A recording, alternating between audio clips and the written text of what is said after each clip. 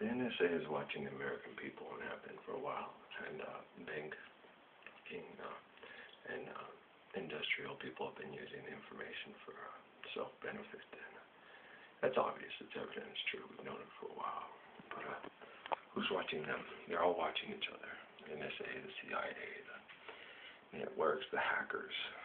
Everybody's been using information to keep themselves alive or manipulate or the nice thing about all this manipulation is the NSA could be watching you, but then who's watching the NSA? And then who's watching the people that are setting up conditions to manipulate you, to make you look good or bad or to the contrary?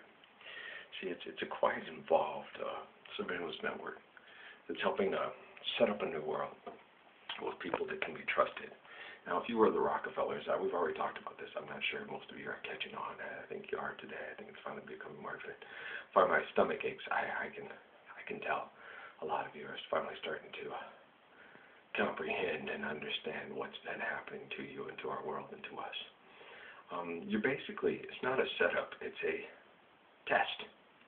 This is a test to see who can be trusted and who can have positions of leadership, and who we can have in a position of leadership. This is a maturity test. This is who can be in charge of the playground.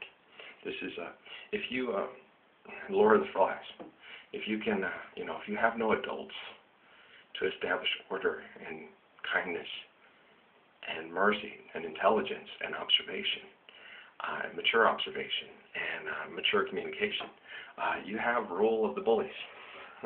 Okay, I get what I want because I can beat you up. I get what I want because I can throw her down on the ground and take her legs apart and shove myself into her vagina. I don't care what she says, and I don't care if she wants to kill herself after she's done. I'll just take it. And eventually she'll become mine because she'll appreciate the fact that I'm stronger than that pussy that sits there and lets me force myself into her every day and doesn't do anything about it. So eventually, the rapist becomes the one she's more attracted to than the guy she was originally attracted to because he was kind and thoughtful and wanted to wait for her consent because he's not doing anything about the guy raping her every day. So she falls more in love with the guy that rapes her every day because he can protect her from the wimp that won't protect her. Do you get it? Yeah, it's insane. But it's a reaction to your environment. So eventually, the bully does get what he wants because he's stronger. She loves me now because you couldn't protect her from me, and I can protect her from you. But I'm no danger to her. You are. You couldn't do anything to try to protect her. It's really weird. That was the whole thing with my sisters. My people. I can hear people's and anticipate people's reactions. My sister gets mad at me at the whole thing about the overreaction from Linda Bowen, Michelle, my brother-in-law's sister. A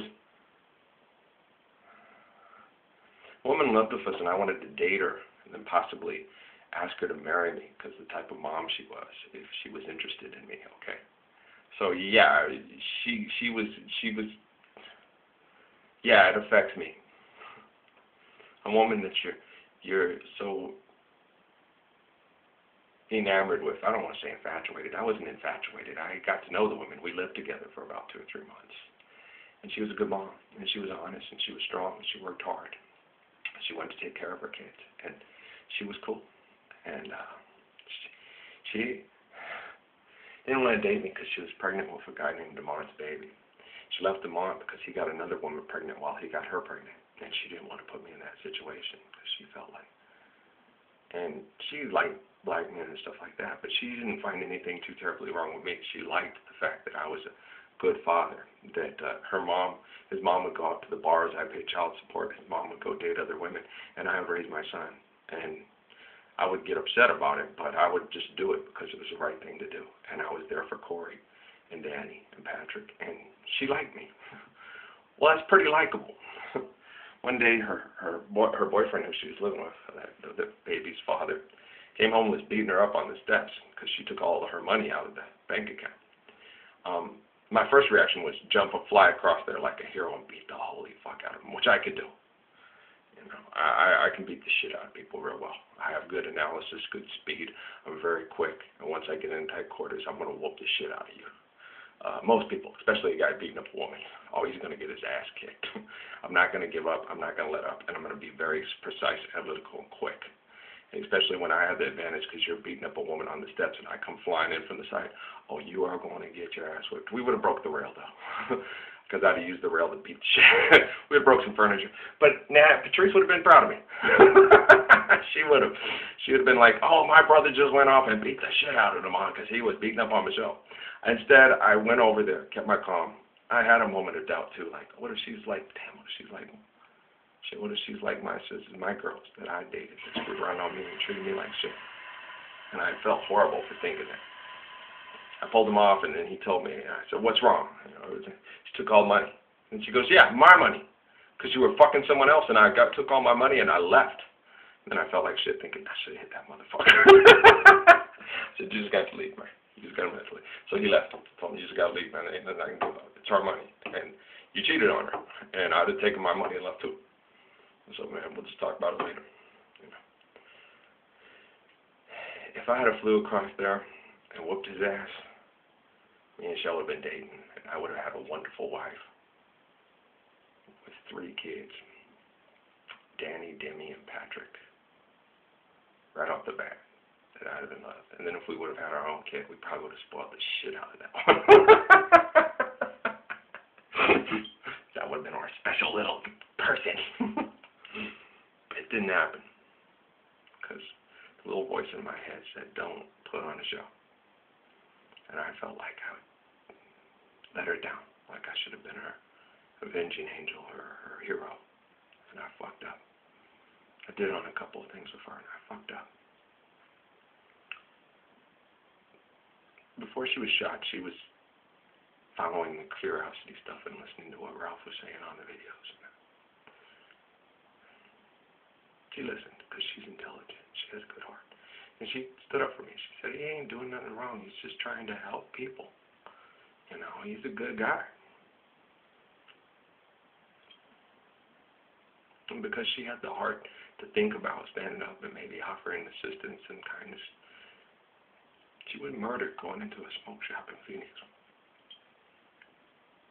And then I have to listen to people I'm in there in the shower looking like somebody from the scene of a movie because of my depression and my acts, feeling what I'm going through and looking at my hands, washing my body and looking like someone from a freaking Bollywood movie going through. And I have to hear the voices of the people that monitor me on the video screens that studied me at NSA and other ports of military stuff like that. He's acting. I got that right at first when I started connecting to them. He's acting. I'm not acting. He's overacting. He's not feeling this as emotional once. He's going into the movie scene of it, because he's watched so many movies. He's doing the whole movie, drama act. He's Shakespearean it. Fuck! I can't even express and feel my emotions and see other people have emotions and express them in a similar way and feel my sorrows and my drama and live my own movie because I got this fucking people. I got movie fucking critics. Yeah, I'm a telekinetic. I told you. I told Muhammad about it when I was at the prayer center. I said I was in there praying when I started reading the Quran. And it was just overwhelming me with all the intelligence and all the communications that I was having with Muhammad that I already had before I read the Quran. And I was just, oh my gosh, and there was a tent. I was guarding this tent. I was outside all night, freezing my ass off, watching movies and reading the Quran, guarding a tent full of merchandise, full of Christmas trees and candy and stuff like that. It was cold. And froze my butt off. Luckily, Al came and gave me the keys to his car. I didn't have a running car at the time. And I got to sit in his car, and it kept me from freezing my butt off too much. He's my friend, and he would do that for me. And I would bring blankets and the family computer, or MP3, and listen to music or watch movies and stay awake. And mostly, when I started studying the Quran, it was very difficult for me because I wasn't just studying. I started devouring it. It was, oh my gosh, and taking notes, and oh my God, we've had this, we've already conversed, this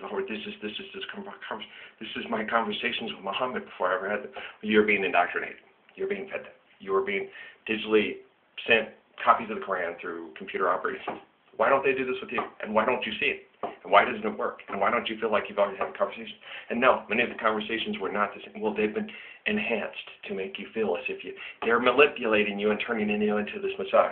Well, why don't they do it to you? Why don't you have the same abilities? It's because you have similar abilities to the others that came before, but they're using the information to manipulate you to get the outcome to come to their means, to this world peace, so they'll totally dominate us. They already have that, but we're all fighting. They're trying to find peace, and they need the one, and the instrument of peace is the one that's the Messiah that has these abilities.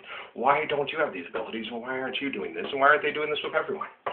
Why don't you have the same mathematical abilities as me? Why can't you correlate and put all these things together, understand them? And even if they're feeding you digital information for you to understand, comprehend, and ascertain and put out there, or even if it's quite clear and concise, how come you're not picking it up, explaining it, and displaying it, and giving it for all to see?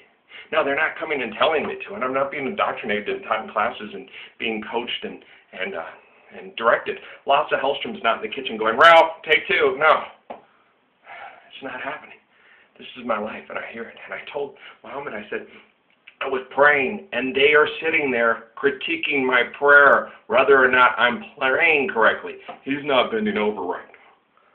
I told you, when I first started playing prostrate, it was the most beautiful feeling of prayer I've ever had. I got right down on the ground and bent down on my knees and put my face on the ground with my hands to my side like this, and I just felt like, you feel like I was today when I went out and prayed. And other again would critique it and say, he's doing it wrong again, his back's not right, he's this and that and that.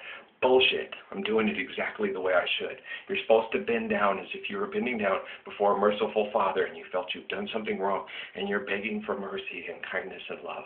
And I'm sorry, I'm a human and I didn't mean to. And that's exactly how I felt. And I felt like I'm not going to get beat up. I'm not going to get chastised unmercifully. I'm going to get mercy and intelligence, and I am going to get that I'm doing this for you could tell that I'm contrite, and I'm not doing this just to kiss his ass and get out of an ass whooping, that I really am sorry. And that's how I pray. And we're all ergonomically different, and they've changed it into something for discipline, like a punishment, like your prayer is a form of penance and punishment. It's not. It's a form of submission and contrition and repentance. So you should do it in such form. And that's why I do it like I do. And that's why mine's more correct than yours. So stop trying to punish me and discipline me and see my prayer as your penance and contrition and repentance, because you are God and you see that I'm doing it correctly and you force your will on me. For I'll stand up and I will show you the same mercy, compassion, and understanding that you showed me. And you will be on your knees before me. And you will love me because I'm a compassionate, loving protector.